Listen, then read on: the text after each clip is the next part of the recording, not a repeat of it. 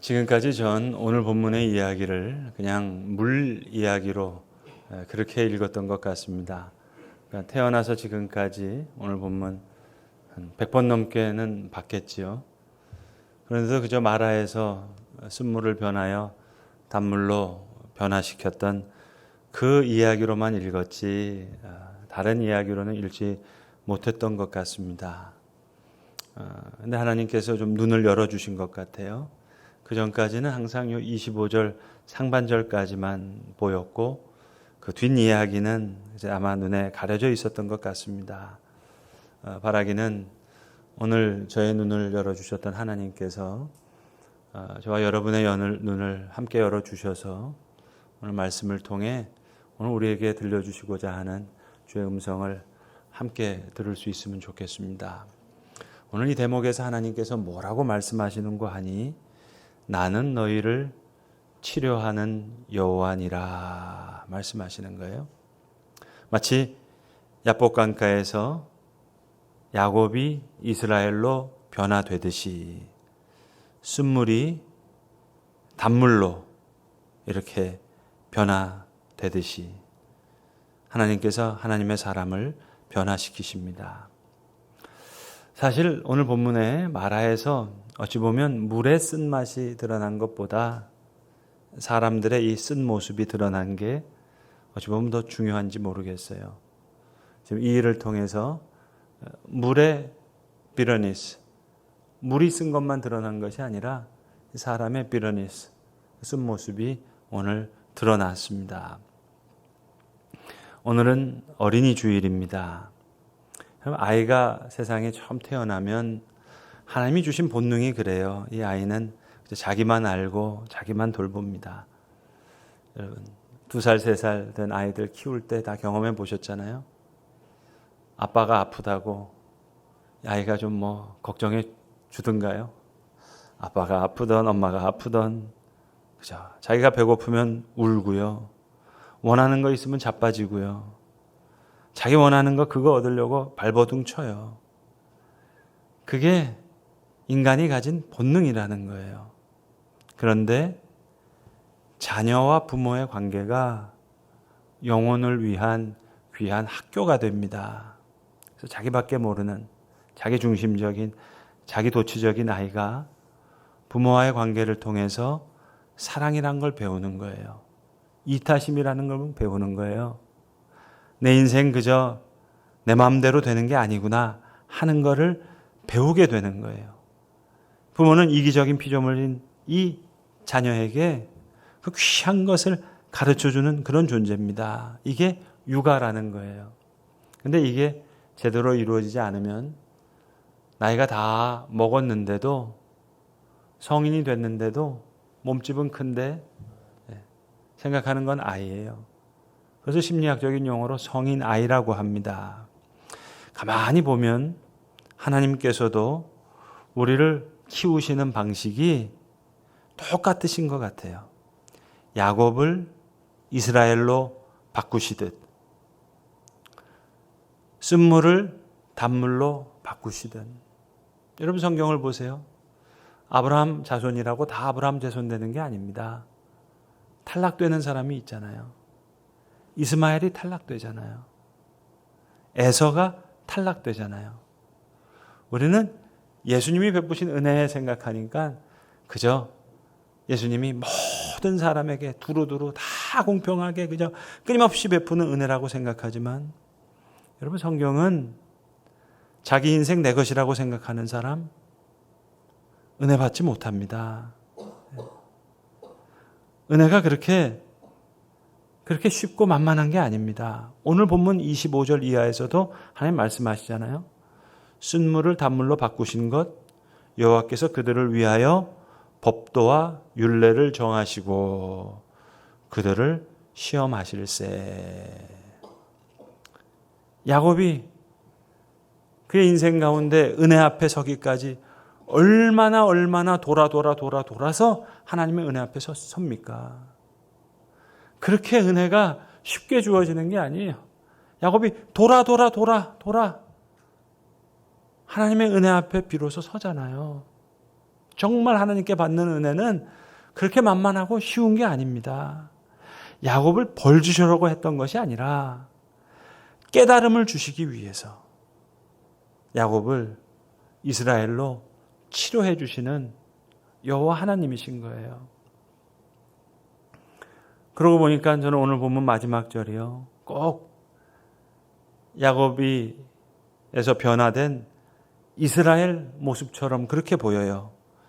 그들이 마라를 떠나 엘림에 이르니 거기 물샘 열둘이 있고. 마치 야곱의 12아들 같지 않으세요? 그리고 종려나무 70그루가 있었다. 마치 야곱이 저 애굽으로 내려갈 때 데리고 내려갔던 70명의 자손들을 보는 것 같지 않으세요? 이 12 물샘과 70그루의 종려나무처럼 그들이, 이 이스라엘의 후손들이 그 물 곁에 장막을 치니라 오늘 말씀하십니다. 그러니까 마라에서 엘림까지 쓴물에서 단물로, 이건 치료하시는 여호와 하나님의, 이건 물 이야기가 아니라 사람 이야기입니다. 마치 부모의 자녀 사랑처럼, 자녀 양육처럼 하나님께서 하나님의 자녀들을 고치시는 이야기구나. 그걸 우리가 보게 된다고요. 그런 의미에서 오늘 저는 여러분과 함께 쓴물과 같았던 야곱의 이야기를 좀 더 해보려고 합니다. 여러분, 야곱은요, 두 가지 측면에서 중요한데, 첫 번째는 하나님의 복을 온전히 받은 사람이에요. 어찌 보면 아브라함보다 더 큰 복을 받았어요.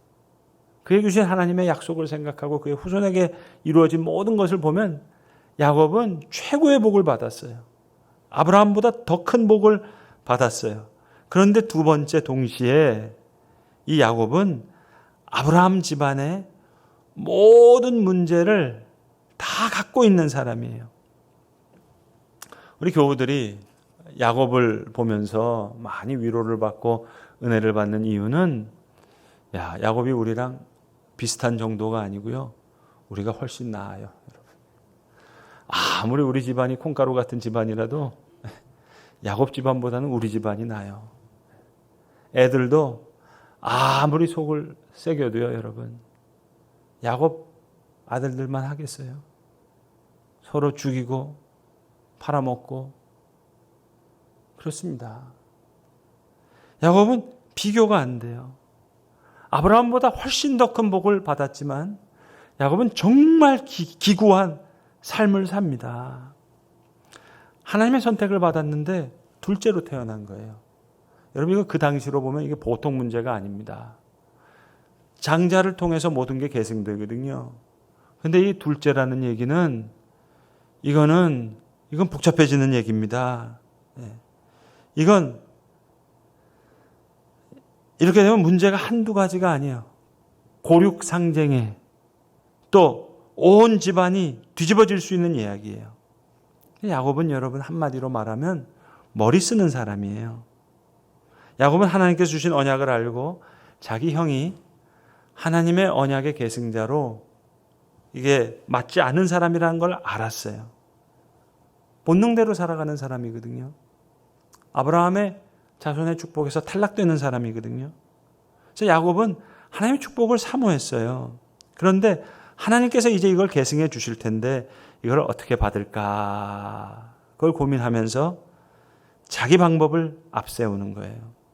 사랑하는 성도 여러분, 절대로 하나님보다 앞서가서 여러분 방식대로 뭔가를 쟁취하려고 하지 마세요. 야곱이 여러분 이삭의 축복을 가르치지 않았다면 야곱이 복을 받을 수 없었을까요? 아니요. 하나님 반드시 하나님 방식대로 야곱에게 복을 베풀어 주셨을 거예요. 이게 야곱의 역설이라는 거예요. 언약의 약속을 받았으면서도 자기 인생, 자기 방식대로 풀려고 했어요. 그래서 그의 인생이 한참 돌아 하나님의 은혜 앞에 섭니다. 여러분, 남 속인 사람 자기도 꼭 속습니다. 야곱은 정말 속아도 기가 막히게 속아요. 여러분, 사람은 항상 나보다 센 사람이 있다는 사실을 아셔야 돼요. 머리 쓰면 나보다 더 쓰는 사람 만납니다. 야곱이 누구 만나요? 외삼촌 라반을 만나요. 라반 대단한 사람이에요. 여러분 사기를 쳐도 웬만하면 자기 딸 놓고 사기치지는 않잖아요. 끝내주는 사람이에요. 이거. 야곱의 삶 계속 속습니다. 기가 막히게 속아요. 심지어는 자기가 가장 사랑하는 아내 라헬에게 속아요. 무슨 얘기인 줄 아세요? 외삼촌이자 장인인 라반의 집을 떠날 때 라헬이 드라빔을 훔쳐가지고 와요. 라헬이 자기 안 훔쳤다 그러거든요. 자기가 안 가지고 있다 그러거든요. 야곱은 꿈에도 라헬이 그걸 거짓말한다는 얘기를 모르고 이 드라빔을 가지고 있는 사람은 반드시 죽을 것입니다. 그래서 죽어요. 그것도 길가에서. 야곱의 다른 아내들, 자식들은 다 막벨라 굴에 있지만 라헬의 무덤은 베들레헴 길가에 묻힙니다.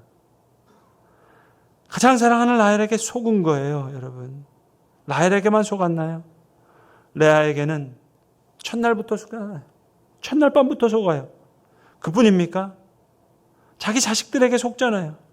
야곱의 인생, 하나님이 하나님의 방식을 가르쳐 주시기 위해서 부모가 사랑하는 자녀 양육시키시지 멀리 돌아가게 하시는 거예요.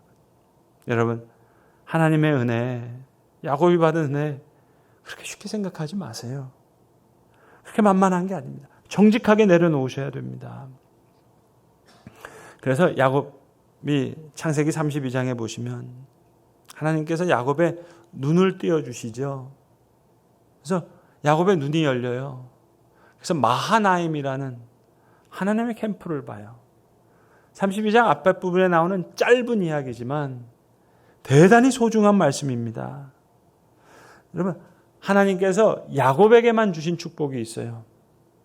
아브라함에게도 주시지 않고 야곱에게만 주신 축복이 있어요. 그게 바로 내가 너와 함께 하겠다 하는 약속이에요. 물론 하나님이 아브라함을 보호해 주셨죠.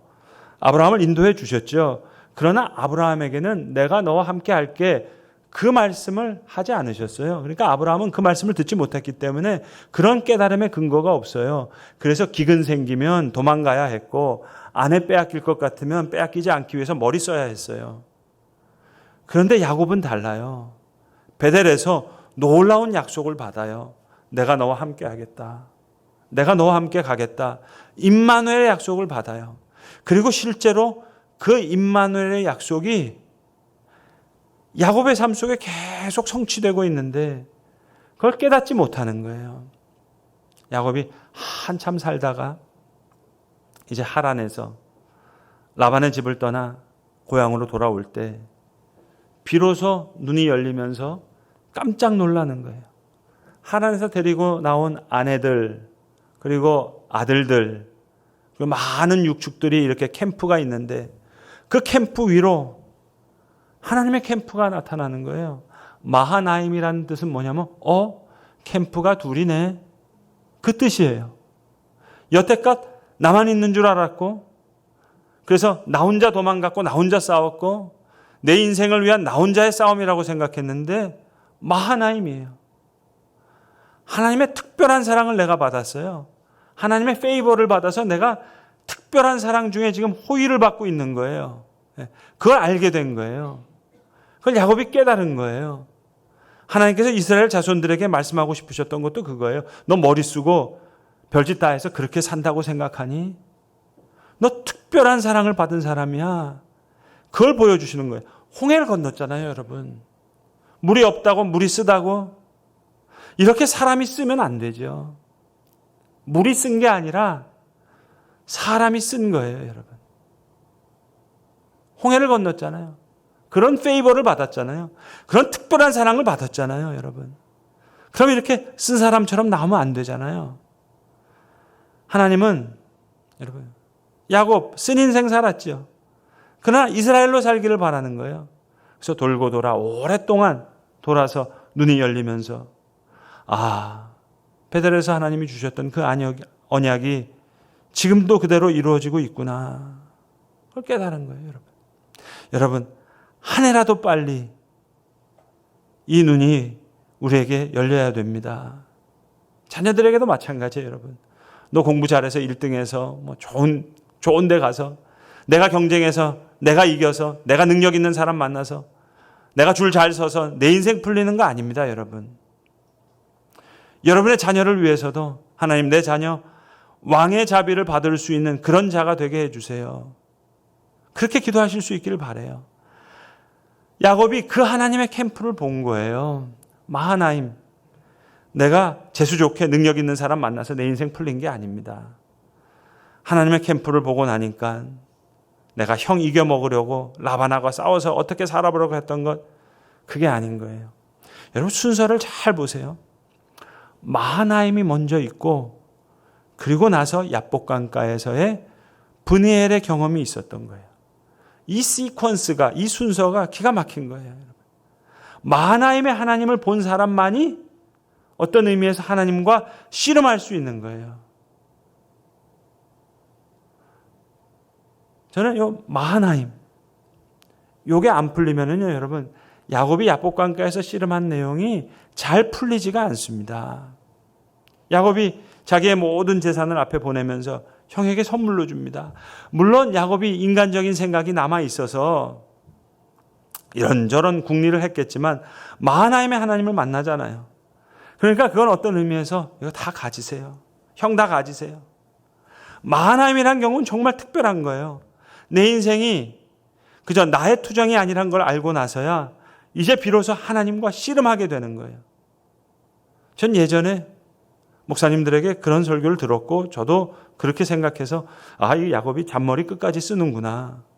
아내와 가족들 다 앞에 보내고 이거 비겁하게 맨 뒤에 남아가지고 여차저차 해가지고 앞에 뭐가 되면 나만이라도 도망가야지. 그런 마음으로 뒤에 남아있다고 생각했는데 마하나임을 생각하면 생각이 좀 바뀌어요. 마하나임을 봤잖아요. 그러니까 말 그대로 하나님의 favor, 그걸 다시 받기 위해서 비겁해서가 아니라 어떤 의미에서는 마하나임의 축복을 받기 때문에 하나님과 먼저 해결하고 싶었던 거예요. 형과 해결하기 전에. 그래서 하나님과 해결하기 위해서 남은 거예요. 그러니까 마하나임을 보지 못했다면 야복강가에서의 브니엘의 경험이 있었을까? 야곱이 하나님의 사자와 씨름할 수 있었을까? 요 마하나임에서 이스라엘까지 요 시퀀스가요, 요 순서가요, 기가 막힌 거예요. 이게 보이니까 비로소 알겠어요. 이스라엘은 이름을 얻어요, 여러분. 하나님과 싸워서 이겼대요. 어떻게 하나님과 싸워서 이길 수가 있어요, 여러분? 제가 격투기 선수랑 싸우면 이길 수 있겠어요? 하물며 어떻게 하나님과 이길 수 있겠어요? 방법은 하나죠. 하나님이 져주신 거예요. 하나님이 페이버를 주시는 거예요, 여러분. 어렸을 때 아이들이 막 싸우려고 그러면 아빠가 져주잖아요. 이겼다고 막 신나잖아요. 어떻게 하나님을 이길 수 있겠어요? 하물며 내가 세운 상대가 누군지도 모르고 싸웠는데 도저히 살아남을 수 없는, 이길 수 없는 싸움을 했는데 하나님이 져주신 거예요. 내가 그 페이버를 받았어요. 그 호의를 받아서 내가 이긴 자가 됐구나. 이걸 알고 나서 문제가 다 풀리는 거예요. 마음 놓고 그게 형이든 누구든 나갈 수 있는 거예요. 마하나임에서 이스라엘까지, 쓴물에서 단물. 여러분, 오늘 본문에 보시면 특별히 하나님께서 모세에게 한 나무를 가리키셨다 이렇게 얘기해요. 한 나무를 보이셨대요. 그리고 모세가 그 나무를 쓴물에 던져 넣었습니다. 랍비들의 설명을 들으면요, 이 나무가 어떤 나무였을까 설명을 하는데요, 거의 한 10가지 되더라고요. 어떤 사람은 이 나무였을까, 어떤 사람은 저 나무였을 거다. 그런데 공통점이 하나 있어요. 모든 나무가 쓴 나무예요. 비러한 나무예요, 여러분. 우리는 뭔가 비러한 쓴 일이 있으면 설탕 많이 넣어서 달콤하게 만들려고 하잖아요.